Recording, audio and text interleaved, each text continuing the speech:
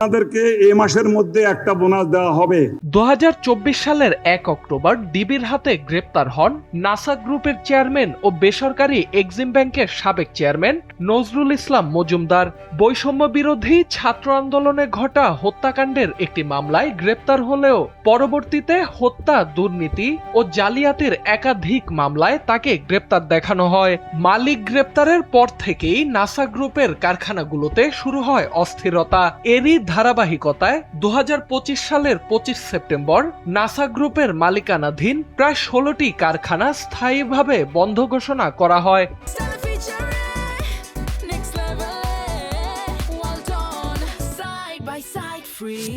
হঠাৎ কারখানা বন্ধ এবং বকেয়া বেতন ভাতা না পাওয়ায় হাজার হাজার শ্রমিক কর্মহীন হয়ে পড়েন। শুরু হয় তীব্র বিক্ষোভ।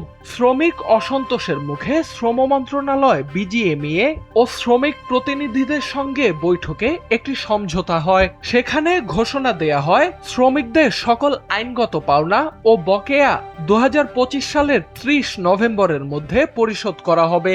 তবে বাস্তবে সেই প্রতিশ্রুতি আর বাস্তবায়ন হয়নি। এ অবস্থায় গেল রোববার শ্রম ও কর্মসংস্থান মন্ত্রণালয়ের উপদেষ্টা অবসরপ্রাপ্ত brigadier general doctor M Shakhawat Hossain জানান, মাননীয় আদালতের নির্দেশ অনুযায়ী নাসা গ্রুপের সম্পত্তি বিক্রি করে শ্রমিকদের বকেয়া বেতন ও সার্ভিস বেনিফিট পরিশোধের সিদ্ধান্ত নেওয়া হয়েছে। তিনি জানান, আদালত নিযুক্ত প্রশাসকের মাধ্যমে নাসা গ্রুপের শেয়ার বিক্রি করে ইতোমধ্যে শ্রমিকদের প্রায় 76 কোটি টাকা পরিশোধ করা হয়েছে।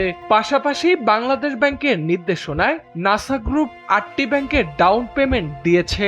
বাকি 15টি ব্যাংকের ডাউন পেমেন্ট এবং শ্রমিকদের অবশিষ্ট বকেয়া পরিশোধে আদালতের নির্দেশনা অনুযায়ী নাসা গ্রুপের আরও কিছু সম্পত্তি উন্মুক্ত প্রতিযোগিতার মাধ্যমে বিক্রি করার প্রক্রিয়া নেওয়া হবে।